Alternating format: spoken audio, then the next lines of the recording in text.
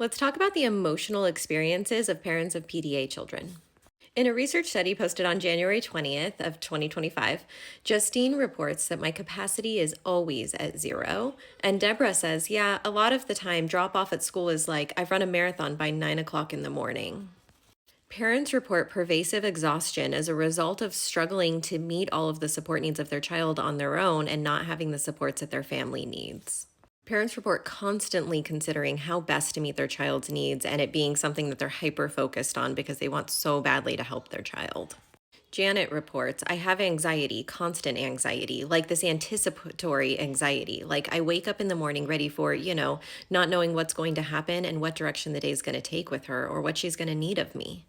The unpredictability of the child's dysregulation combined with the constant demands and support needs placed a huge demand of energy on the parent. Parents further report that when they get advice from helping professionals, those helping professionals either didn't understand their child, so gave them bad advice, or they weren't well enough to implement the advice because they were so fatigued from having to manage daily life. Lisa reports, so every time consults with psychs or with the behavior support, whatever, it's all information for me to download and take on and to implement and then redistribute. And I find that exhausting. And I don't actually have the capacity to do that myself. And half the time, it's kind of in one ear and out the other because I actually don't have the capacity to do any of it.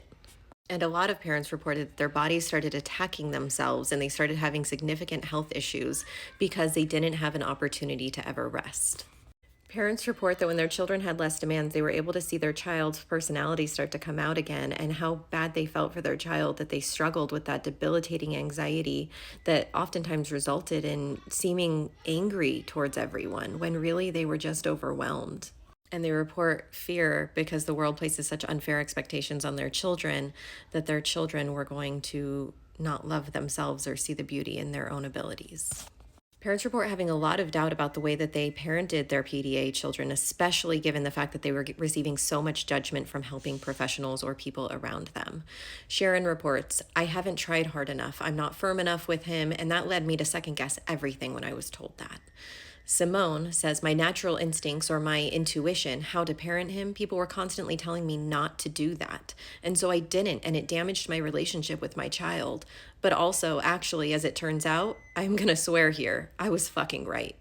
That, they made me question myself, and that makes me very angry, actually, because they're not listening to us. And parents report that when their child becomes dysregulated, that they blame themselves and feel like they must be the worst parent ever.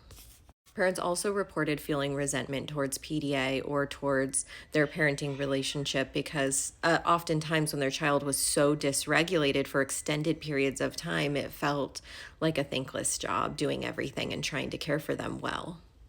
But they also reported a lot of guilt and shame for those feelings.